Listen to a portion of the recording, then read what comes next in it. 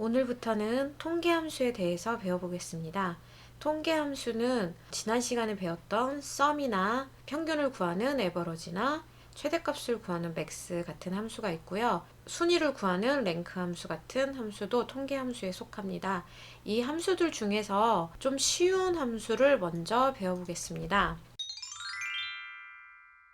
지금 이렇게 11개의 함수를 제가 적어봤는데 이 11개의 함수는 함수를 통틀어서 가장 쉬운 함수라고 생각을 하시면 됩니다.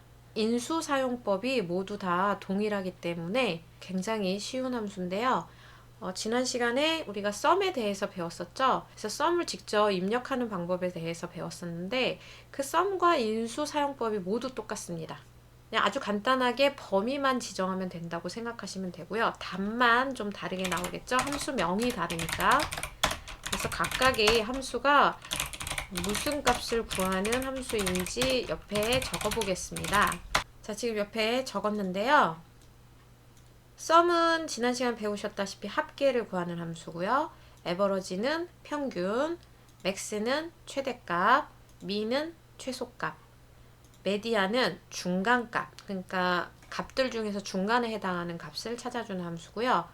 그 다음에 var, 바 함수는 분산, 그 다음에 st, dev는 표준 편차, mod는 최빈값이라고 해서 지금 잘 안 와닿으실 수 있을 텐데 빈도수가 가장 높은 값이라고 보시면 돼요. 그러니까 숫자들이 한 10개가 있을 때 그 중에 5라는 숫자가 가장 많이 등장했다. 그러면 5가 최빈값이 되는 거예요. 답이 5가 나오는 거죠.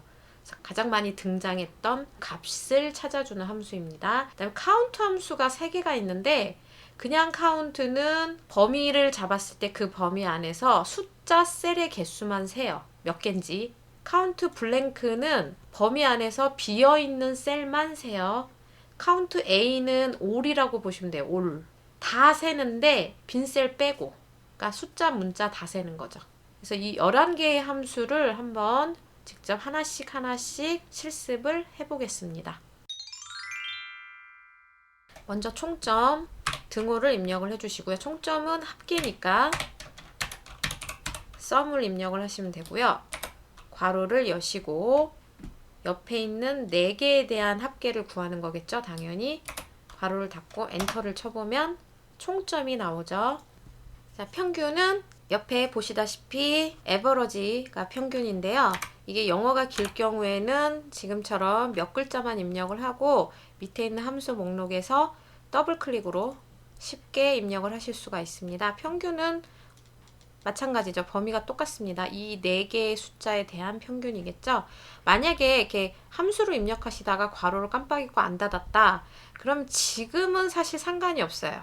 이렇게 인수가 굉장히 간단하게 들어가는 함수들은 상관이 없는데 나중에 인수가 복잡해지면 괄호를 닫는 게 굉장히 중요해집니다. 거기다가 함수를 섞어서 쓰기도 하거든요. 중첩해서.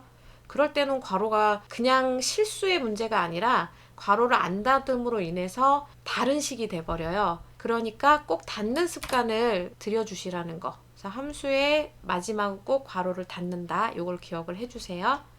그래서 평균이 구해졌죠. 그 다음에 최대값을 구해볼게요.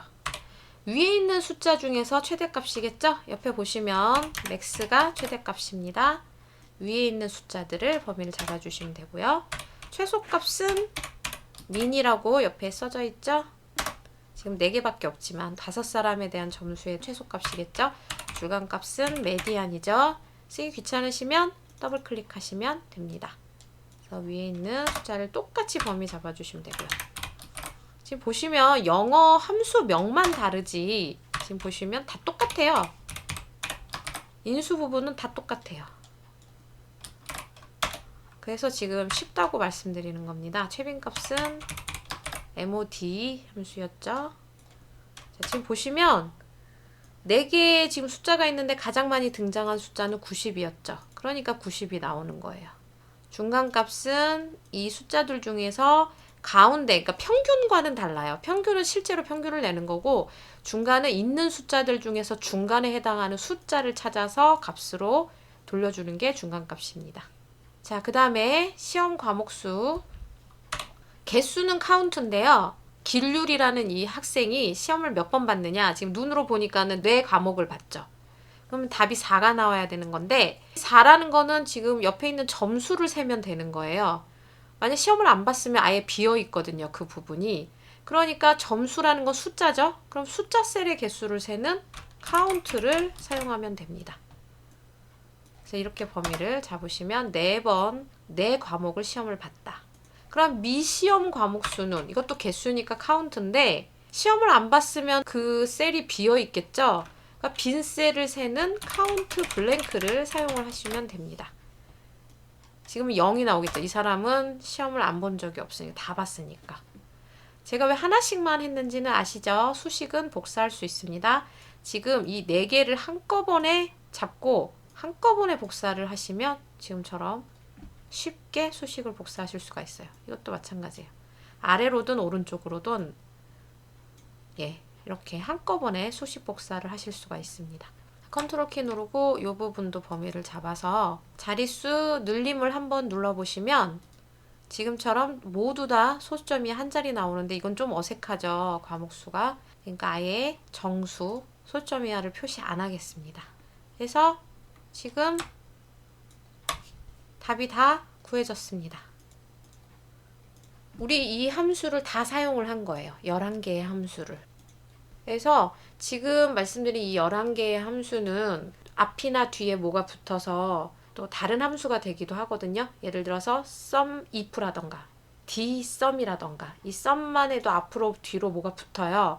근데 sum이 합계라는 걸 아시면은 그래도 합계라는 걸 모르는 것보다는 함수에 대해서 좀 더 많이 알 수 있겠죠. 그래서 저는 이 11개의 함수는 어느 정도 좀 기본 함수라고 생각을 하시고 기억해 두셨으면 좋겠다는 생각이 드네요. 그래서 요 11개의 함수는 좀 기억을 해 두셨으면 좋겠습니다.